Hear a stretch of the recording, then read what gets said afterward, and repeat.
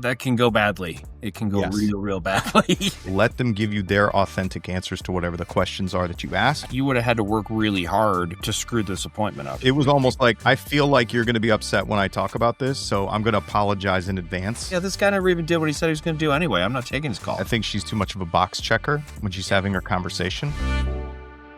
Before we get into this episode of Cash Call, I just want to ask you a favor. On behalf of Brian and myself, please do me a favor and subscribe to our channel. It would mean the world to us and shows us that you actually like the content and that we should keep making this content for you. Also, it helps get this content exposed to more viewers on YouTube just like you who need to listen to this kind of sales training and a higher level of skill and tactics that they can implement in their businesses. So you're doing it for the kids. Just smash the subscribe button for me. Thanks. Now let's get into the episode.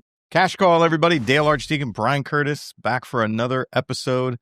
Brian was just threatening to replace me with AI. He said, Dale, you just keep saying the same things over and over again. I'm pretty sure I can get an AI bot to do that. Is that how I interpreted that message, Brian? Well, it's clearly how you interpreted it. It's not what I said, but it's clearly how you interpreted it. So. All right. So for now, we are not being replaced by bots. Right? Not today. That's as far as I'm willing to go. Not Brian today. says not yet. Is what we made it through the day is kind of where I'm at. So good. Well, I have a call today. It's a pretty good call. It's a Zillow Flex call. The agent books the appointment. You know, I have a couple of bullet points here where we can make the call better. What are we listening to with you today? We went from what I look at as a lay down call. So in other words, basically a guy going, please show me a house, you know, that kind of basic call. We managed to not technically screw it up because it still ends with the appointment. But what I want our audience to take a look at is sometimes we be aggressive with what we do and sometimes we hold back based on that. But we've got to do that based on choice in the conversation, how aggressive I can be. Is this person ready to become my client? Or do I need to soft roll them back? And I think what happens to a lot of agents is they get stung a couple of times and now they're afraid to be aggressive when it's appropriate. And that's what I think happened to this agent. So interesting. Okay. Dan, we need some sponsors. I drink Starbucks every call. Can Starbucks send me some gift cards or something? I'm just we'll reach out to them. Maybe when we get to 1 million listeners, there we go. They'll be doing that. Until then, it's just free marketing for them. Well, Starbucks, they were hurting. We probably pushed them over the edge there. They'll be profitable this quarter now. There you go. Okay. Hello. Oh, good afternoon, Safa. This is with the Franklin team. I've just received the information on your inquiry to view Street. It's fantastic. I understand you would like to visit it Friday afternoon. Yes, I do. What time? Probably like after. Don't be thrown off by the British accent. This is a local agent in the market. I love the British accent. 1:30, 2-ish. After 1:30. Okay, I will go and schedule a visit with the seller and make sure that's convenient. I understand from the information that you're moving to the area. Mm-hmm. Where are you currently? I presume you're in Houston since you're available to visit the property. Yeah, I'm in Houston right now visiting, but we live in New York. Oh, lovely. Yeah. And is it family that's bringing you back or work? Yeah, family. Is it family or work that's bringing you back? So that's definitely point one that I want to make. She's filling in the answers. Don't fill the answers in. Yeah. What's bringing you to Houston? Yeah. What's prompting your move? What has you moving to Houston? And she also said, what's bringing you back? Now, it is Zillow Flex. She did get some info about wanting to see the property. They may have told the ISA that they were moving back to Houston or something like that. I'm just going to give her that part. But then obviously she doesn't know why. But instead of just asking why, she fills in the answer with a couple of options. And watch this. And I know this firsthand. There's a place called MD Anderson in Houston. It's a big medical center, right? It's kind of famous across the country for cancer and different things like that. I mean, can you imagine? Are you moving here for work or for family? Well, I have terminal cancer, but they told me there's a chance if I go do that. I mean, do you really want to ask the question that way? What brings you here? If I say what brings you here, yes, they could still bring that up, but it's more like, hey, I've just got some health stuff going on. You know, I don't know why that's different, but when you give them option A and option B and it's neither of them, I think it maybe irritates people. I don't know. It can. My point of not filling in the answer for them is you don't get their authentic answer. Sure. You get the good enough answer. They're like, all right, well, if it's vanilla and chocolate, I'm just going to say vanilla. When what I really meant was Rocky Road, right? Sure. Are you moving here for work or family? Family. Yeah, exactly. And family could mean because of medical issues. Family could mean because now I've had kids and I want help support from the family. But now you don't get all that context. You don't get the nuance. You don't get extra information because they're like, okay, well, ditch on the left or ditch on the right. I'm going to take that ditch. Oh, well, now I'm not learning anything. Does that make sense? It does. Apparently, our options are ditches now. So ditches. We got to pick something different. Mm-hmm. Oh, I understand that. I understand. So I understand that you're looking for a 3-bed, 2.5-bathroom property. Yeah. And you say with the desire for additional living space. Yeah, if possible, like a flex space would be nice. Okay, for like an office. Yeah. Is that what you're meaning? She did it again. Instead of, got it, what's important about this flex space? What would you like to use it for? She said, for like an office. And the person said, yeah, no, it's where I'm going to make my meth. You really want to know what the true answer is. Now you can't get the true answer. Right. It's my meth lab. It's going to come up now. Still, what you're going to use it for brings context to the conversation and you can build rapport around it. I'm a national finalist in the quilting whatever competition or, that's interesting. Not something I want to do, but let's talk about that. Yeah. And now we have to think about, is the room big enough for my quilting machine, right? I don't know how big quilting machines are, but they make quilts, so they're probably pretty big. But yeah, really what we're trying to say is tell me about the house that you want to buy, right? Yeah. And I don't need something I can plug into a computer. I want that, but I also want to understand what your actual wants and needs are. And beyond the house, who are you? Because the more I know about you, the more you tell me about who you are, the more we get bonded. Right? This is a big part of it. That's around rapport building. Yeah. I think, did she say flex space or did I just make that? She said flex space. Yeah. So here's the perfect question for the audience. Let's really make this simple. Flex space for what purpose? That's it. Yeah. Oh, I bring kids over and we babysit them. I may have a meth lab. I quilt, whatever, but we're about to find out more about babysit the kids in the meth lab. You just never know while making quilts. Okay. Yeah. And is it specifically are you wanting to be downtown? Is it specifically that you're looking for? We really like, but we're open to looking like around that area, like in that vicinity, but like maybe the Heights or like maybe like further south as well. Okay. And you're wanting predominantly to buy. I see this properties for sale and for rent, but you're looking for purchase. Yeah. Okay. Well, what I can do, Safa, if you'd like me to, is I will set up that viewing for Friday. And what I can also do is conduct a search in the general area to see if there's any other properties so that we could maximize the time while we're over that way. Yeah, that would be great. Yeah. Okay. Right. Well, what I will do is I will contact the seller and set up the appointment time for Friday afternoon around 1:30. Okay. And then I will follow up with you and I will send you a text so that you've got all my information should you have any other questions. Okay, perfect. Thank you. And I've got your email address here. So any properties that match your criteria, I will send across to you and you can have a look and say, yay or nay, I'd like to look at that, or, oh gosh, no. And then I can book them in as well to maximize the time.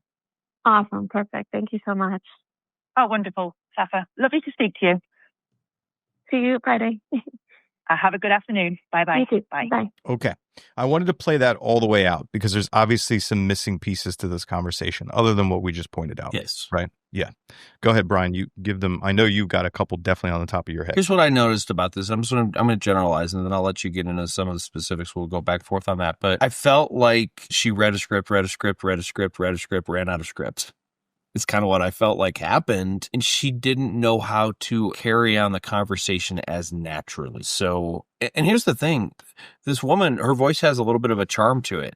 And she could take advantage of that and people would like talking to her. It made me laugh when she said that she was going to conjure up some listings. Like, I'm like seeing her with like a wand and like conjuring up some listings. I mean, but it would be fun. And I think if she would lean into that, I think she could actually be really, really good on the phone. I agree. I think she's too much of a box checker when she's having her conversation. And a couple of points here. One is that we didn't investigate whether or not this person had booked any appointments with anyone else already. That happens all the time where they called in and they scheduled something for somewhere else, or they call after they talk to us and schedule something for somewhere else. Mm-hmm. So we want to get that from them. Have you booked appointments to see any other properties while you're here? I can show all of them to you, right? Are there any other properties you'd like to see? Do you have anything else on your list that you're curious about? Because I can show those to you as well. So just a couple of things that will knock that out for you. And then, of course, you want to do the button up, which is what you always call it, right? Hey, listen, I can show you any properties that are listed in the market, whether it's on any website, in the MLS, out of the MLS, anything like that. So if you see something, shoot it over to me, even if it's a text message or an email, however you want to get it to me, and we can get you in there. So you don't need to call and book with other agents. And then the thing that was missing is the BBA. There was no conversation about BBA. And I don't know if this company is not utilizing it, not following that procedure. If they are, hopefully she doesn't spring it on the person at the door. That's kind of tricky to pull off. That can go badly. It can go real badly. Exactly. Now, I do know that this team is located in Texas, and so I don't know what their local, rules are, but if they're required to have a BBA or a showing agreement, then that was completely missed in this conversation. Yeah. And because of the fact that theoretically, I'm going to ask you literally to sign something before you even walk in the door, you might want to at least bring it up. And I have one other side note here. I don't know if you noticed this, but the agent said, I have your email here, so I'll send you over listings. So 2 rules that I have. When you first start talking to a lead, pretend that you don't have their email and that you don't have their cell phone number, right? Yep. Hey, I'm going to send some listings over. What email address should I send that to? If they read you back, the one that you have on your screen, great, you're in. I would say a good 30 to 40% of the time, they're going to give you a different email address than what they entered online. Which will tell you pretty quickly where you're at. Exactly. When you go to email that, right? Right. Yep. And if I'm talking to you on my cell, or if I'm calling you through my dialer, I'm going to say something like, I'm going to text you over my contact info. Are you talking on your cell phone now? And I might even look to see if I have the number or whatever number I'm calling. I might read the last 4, or I might ask them to verify it for me or tell me what their cell phone number is so I can text it over to them. But I'm going to verify that I'm talking to them on their cell phone. It's not as frequent these days that you aren't talking to somebody on their cell, but it can happen. It can. I agree. And you need some version of, is this the best number to text you at, basically, what you're getting at. And I like the way it's better than, is this a good number to text you at? Because it just sounds awkward. So I don't know if Dale was making this point, but I kind of feel like he was. A lot of people have garbage emails and garbage phone numbers. Yes. Like for specific reasons, like I always got to put in my freaking phone number and my freaking email. Right. So they have those default garbage numbers. I've got one. I'm sure you do too, Dale, because you're like, I just want the damn information. All right, here, and I've got garbage numbers because I don't care. Yeah. There's 100 websites that you can get one of those from. So my 15-year-old son calls them burners. Those are my burners, Dad. Yeah. Well, and here's the thing. Let's assume that you told a person you're going to do a thing. Not really worried about the phone number as much because clearly we're on the phone, right? But what if they forgot that you put the garbage phone number in there or the garbage email in there? You go and you send them emails and you're doing this. And for whatever reason, you don't connect on the phone. They're like, yeah, this guy never even did what he said he was going to do anyway. I'm not taking his call. Right. Yeah, exactly. It's important to make sure you have the right information. So. Okay. So just to recap on this call, don't fill in their answers. You want to let them give you their authentic answers to whatever the questions are that you ask. I didn't say this, but you want to be suspicious. When you're asking your questions, how can this go wrong? How can this person end up not talking to me again? How can I lose this? What I mean by that is we don't know really why she's moving back, for what reason she's moving back, what it's going to do for her. We don't know who's moving with her, who is making decisions with her, and whether or not they have a relationship with any other real estate agents in the market. We don't know when they'll be here. We don't know when they're coming back again after this visit. We don't know a lot of things that we're missing. So be more suspicious. How can I lose this deal? How could you end up going with somebody else or not end up purchasing? Ask more questions so you have more of the story. Who else has that person booked with, right? Let them know that you can be their only source, that you have access to everything. And if you need to do a BBA, do it. You need to introduce it there. Brian and I have both talked about scripts in other episodes. And then make sure that you get their best contact info. Don't read to them what you have. Ask them what their best contact info is. Yeah, Dale, that's precisely, I agree with all that. It was, overall it was a good call. And it was a good call. Plenty of room for improvement though, right? That's why we keep doing it. Yeah. What I'd say for that call is like, if you're listening to this and your call doesn't sound as good as that, that's the goal. Get to that level of quality of call, then worry about some of these other pieces I just mentioned. I know it's always fun when you're giving role play feedback and the only thing you're really doing is giving the nuanced stuff, because then you're like, man, this person's really got it. I'm just going to help them get from here to, there's not much room left. It's fun at the beginning too, when you go from here to here in one big jump, but it's nice to watch those little nuanced things happen as well. So yeah. What do you have for us today? So we got a call that actually is a really, really easy call. We were talking about this in the green room a little bit, and it's a call that every agent would want, to be honest. It's that easy. And for some reason, feel like we go into just in case I don't want to screw it up mode. I don't know if there's a better way to describe it than that. So I was going to call it that. And what I want everyone to understand is there's times where, you got to play it safe. Deal might be going sideways pretty quick, but I also want you guys to realize the majority of the time it's just fine. And I would always like to see people default on the side of being too aggressive versus being too conservative. Would you agree with that, Dale? Did you say too aggressive versus too conservative? Or I want them to be aggressive. Like, if they're going to default one way, I'd rather they default aggressive. They'll piss some people off, but they'll get more deals, right? I would say yes. However, of course, I got to give my own perspective on this. As I've been coaching people for a very long time, you have people who naturally default to, what was the term you used? I did aggressive and conservative. Conservative. So you have a lot of people that err on the side of conservative, and then you have people who err on the side of aggressive, like by nature, by practice. Their personality. Sure. That's what they do. Yeah. And so what I would say is if you naturally gravitate toward conservative, I would prefer that you went to aggressive more often than you think you should, because you probably still aren't being too aggressive. If you're a too aggressive person, I have to teach you to pull back, and I would have you feeling like you're being too conservative so that you can balance yourself out. That's what I would say there. That's a really great way to look at that, Dal. I appreciate that. And I think the reason I say it the way I did is if I took 100 salespeople and put them in a room, 10 of them need to be less aggressive. 90 of them need to be more aggressive in my experience. Yeah. And so then back to just your original statement. In that case, Brian, listen, closers are going to get the appointments. Yeah. If you're closing, if you're an aggressive person, you're going to break a lot of eggs, but you're going to make a lot of omelets. If you're a conservative person, you just you're not going to break enough eggs. So I'd rather have you breaking the eggs, making some omelets, or making a lot of omelets. Yeah. Kind of a funny note. I remember being in a coach's meeting one time, and somebody's like, yeah, I got this client and he's closing like 97. I'm making the number up, but some ridiculous percentage of his listing appointments. And I'm like, yeah, that means he's not going on enough. Like, if you're closing 97% of your listing appointments, you're not going on enough listing appointments. You're only going on the lay down, because you go get some more. You're leaving money on the table, believe it or not. So yeah, absolutely.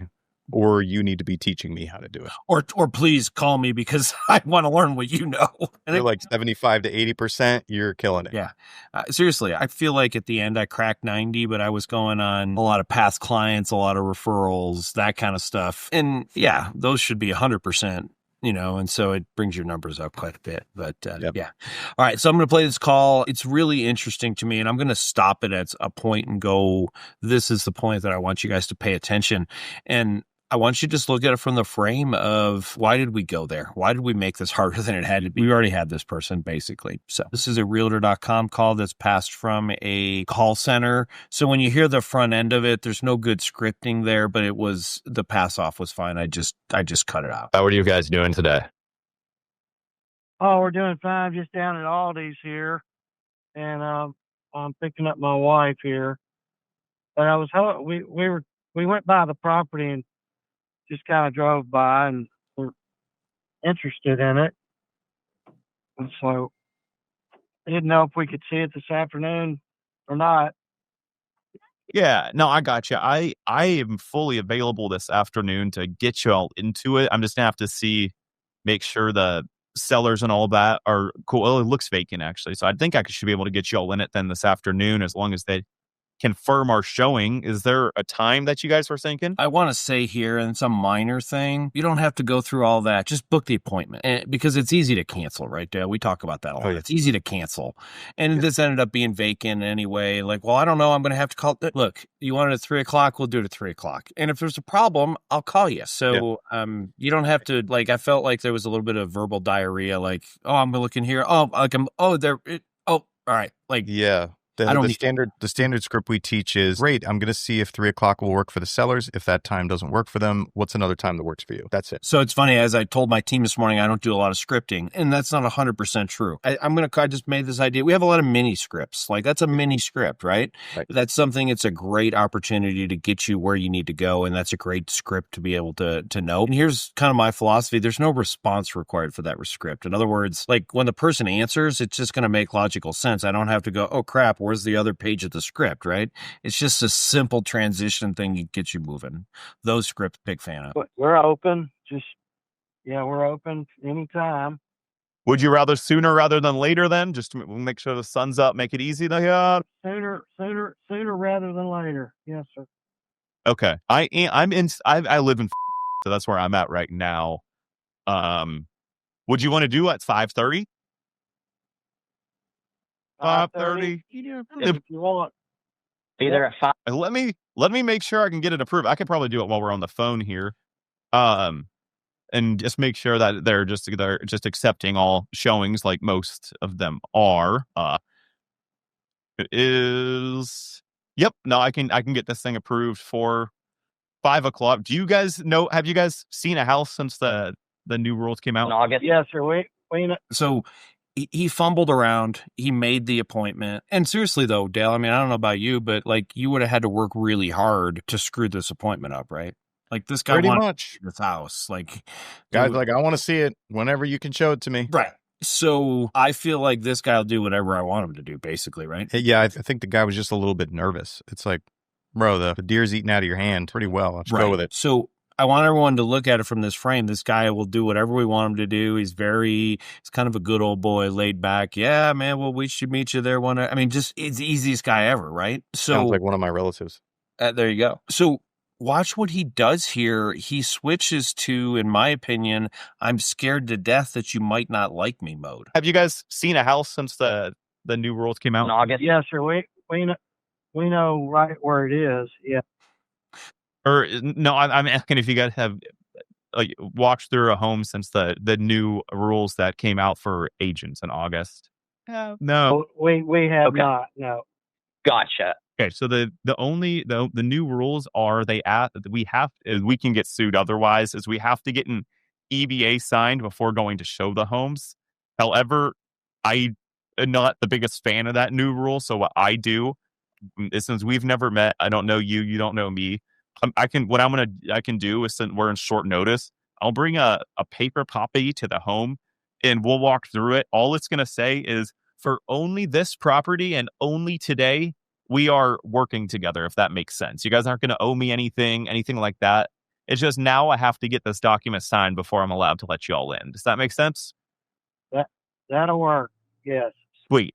Awesome. I will bring that in paper then, and we'll walk through it, and I can meet you guys there at 5 o'clock. I just got it confirmed. Okay, that's the end. The pain is over. Can I ask you, did he build any rapport prior to bringing that up? Or was it all pretty much just setting the appointment, deciding on the time, and then said, have you spoken to an agent or seen That a was house it. yet? There was maybe 15 seconds on that call that was cut out. That was basically the entire call.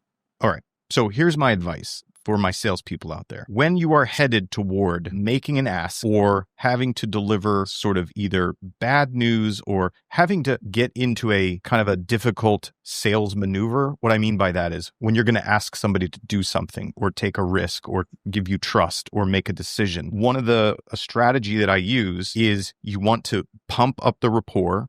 You want to bring up the energy. You want to find some form of connection. You can also invoke reciprocity, right? Meaning like, oh, hey, why are you guys making a move? That's fantastic. That's interesting. Really cool. Listen, I'd love to get out there and, drive down to that property, open it up for you guys so we can take a look around. Let me ask you this. How familiar are you with what agents have to do now by law in order to show you a house? Do you know anything about that? And he's going to say no. And I'll say, okay, got it. Well, there's just disclosure that I have to have you sign this paper that just says what happens if you buy this house, that the fact that I would work with you to help you, how I would get paid if that happens at all, and what I owe you as a licensed agent. Does all that make sense? Yes. Okay, good. All the pieces there are energy, engagement, rapport, a little bit of reciprocity. Say, I'm going to drive down there, open that house, let you walk around, right? Here's the things I'm going to give you. Now I'm going to ask you what you know about this distasteful thing I'm about to bring up, and then I'm going to downplay it as much as I can. And I love that approach, Dale. And here's my question. Just as you listen to this call, was any of that even necessary on this call? And I wouldn't use this, but I feel like I could have said to this guy, hey, there's this paper that discloses how we get paid. We're required to have it signed before we look at houses now. That changed in August. You got any problem with that? No, I'm good. I think you could have executed that with this guy, yes. I'm not suggesting you use that script, but the script that this guy used to me went to, you've objected to me twice to signing my EBA. Right. Yeah. It was almost like, I feel like you're going to be upset when I talk about this. So I'm going to apologize in advance. Yes. And I'm going to throw the process I'm required to do under the bus unnecessarily. Yeah, we skipped the objection handler. We're just going to assume that you're going to object. Okay, great. And then I love that you point this out too. It's like, this process, it's bullshit. Yeah, that's basically what he said, right? Yeah. I would save that for if the guy said, that's bullshit. I'm not signing papers. I don't sign papers with people before I've met them or even ahead of time. I would say, I agree. I don't do that either. I think this is ridiculous. And I don't think we should have to do it at all. I'm actually kind of mad about it. Unfortunately, I'm not going to pay $1,000 to show you this house in case I get caught doing it without the paper signed. So here's our choice, right? So those are some of the little things there. Really what I'm saying is when fish on, I'm not a big fisher person, but fish on, land the fish. Like, you don't have to back the bus up and just like, this guy was good. So go through your script, go through it with confidence and get it done. If you're not as confident, that's fine. We different ways to back out of it, but there was no reason this guy shouldn't have just said, look, I'm going to have this paper. You're going to sign it. It's going to be great. And everyone would have moved on. A couple other things I wanted to point out here. Don't use jargon. Did you hear the jargon he used? We have to get the EBA signed. I don't know. I don't know what an EBA is. This guy didn't know about the lawsuit on August 17th. He's not going to know what an EBA is. Brian, I've been selling real estate since 2008. I don't know what an EBA is. I can guess, but that's not what we call in my market. Even I don't know what it is. Right. When I teach on a national platform, I use the term buyer broker agreement because whether you have that or not, most people can at least understand what it is. In our market, it's called an EBA, exclusive buyer agency agreement. Okay, whatever. Regardless of what it's called, the client, there's no way in God's green earth they're going to know what an EBA is. And if they do, then you should be in trouble because they've looked at a lot of houses if they know what an EBA is. So stay away from that kind of that jargony stuff. That actually does scare people. Don't worry, I'm just going to have you sign this EBA. Well, what the hell's an EBA? Like, that sounds important, Yeah. I'm just going to have you sign this agreement that says who gets paid in a transaction and who represents who in this transaction. Is that okay? Yeah, that sounds just fine. So, keep that simple. Yeah, I think you can use disclosure. You can use notice. With a good old boy like this, you just say paper. I got a paper I got to get signed. My Arkansas came out there, didn't I? So here, get the paper signed. Okay. Yeah. It's good. Get your papers. Yeah, it's funny. Actually, it's interesting. It's not, I think when you live someplace, I didn't even notice that I had an accent. I grew an accent. I don't know if that's possible. My family would make fun of me, but besides that, you just really don't know. So anyway, do you have I would just ask you if you had any final thoughts on this, Dale. No, I don't. You identified all of it. I think the agent was unnecessarily nervous about this. And I do understand, and I've done it too. And there are times when you can read the prospect and you're like, I feel like I better preface this or I better downplay it more ahead of time. However, you got two professionals, longtime professionals listening to this. I didn't hear any of that. You didn't hear any of that. I didn't hear any need for that. Now, I don't know how long this salesperson has been doing it, but I think it was unnecessary. And, I think, it also comes with experience to really kind of get that dialed in. And it's a matter of, putting in your time on the simulator. You just become more experienced and your hearing is finer tuned to what's going on. Yeah, I agree. So, my takeaways from this call overall is, first of all, know your scripts.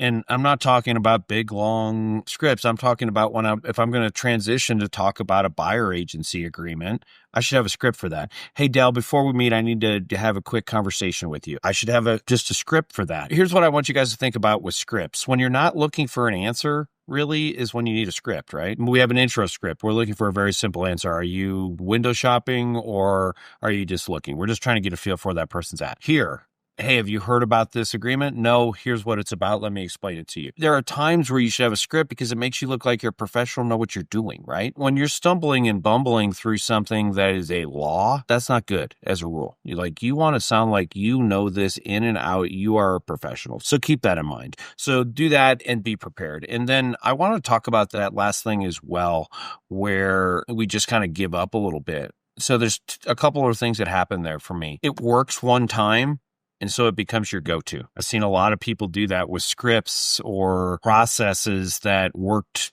just happen to work. And they're like, well, this is the way we do it now. Be careful of that, because that's how to become an average salesperson, right? What this guy did, will it work most of the time? Yeah. Will it bite him in the butt? Yeah. But overall, will he be okay? Yeah. But the truth of the matter is he missed the opportunity to sign somebody up to be his client who probably would have been more than happy to sign a 6-month buyer agency agreement with him and let the guy show him 20 houses. I really feel that way. So don't just give up, and then pay attention, use that acuity on the phone, the sensory acuity, to realize I got one that's easy.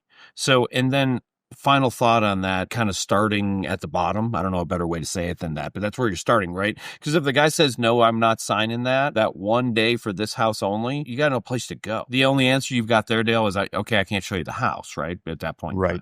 You've already whittled down the offer to where you can't go anywhere. Right. So here's another reason to not do what he did. If I start with, you have to sign a 90-day agreement with me to see this house, and that's what my boss, my broker, my team leader, whatever, that's our policy. And then the guy goes, well, I won't do that. Okay, so we do have an option where we could do this for just one day. Would that work for you? Now, all of a sudden, it's just an easier, I've got someplace to go versus here's my worst offer. You don't like that? Well, I guess we're not working together. Anyway, that's kind of my synopsis of what this was about. It's just go out there, get it, know your scripts, be prepared with them, and then don't be afraid. Most people are going to say yes, Dale. And I think that's a thing. I think sometimes salespeople, we get scar tissue, right? Well, everybody, thanks for joining us this week. Cash Call, Dale Archdekin, Brian Curtis. We'll be back again, and have a good week. Thanks, everybody. Hey, if you're really enjoying this information and you want some more help for you specifically, 2 things you can do. Click the links below. You can either submit one of your calls and we can play them here and give you feedback, free coaching from 2 veteran sales trainers. Or also, I have a couple of options below where you can get in and get some free training from us and get introduced to our community of other agents and team leaders who are crushing it these days in real estate sales and improving their ability to convert leads, book more appointments, and close more deals.